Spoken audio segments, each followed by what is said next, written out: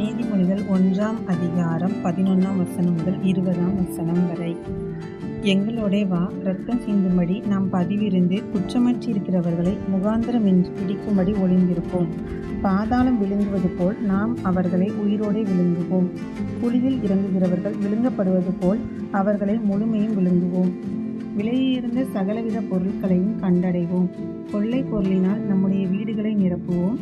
எங்களோட பங்காளியாய் இரு, நம்மெல்லோருக்கும் ஒரே பை இருக்கும் என்று அவர்கள் சொல்வார்களாகில், என் மகனே, நீ அவர்களோட வழி நடவாமல் உன் காலை அவர்கள் பாதைக்கு விலக்குவாயாக.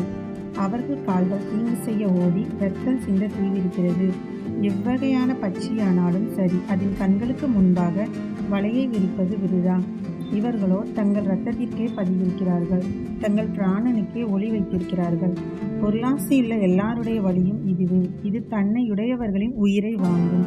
ஞானமானது வெளியே நின்று கூப்பிடுகிறது, வீதிகளில் சத்தமிடுகிறது. ஆமென்.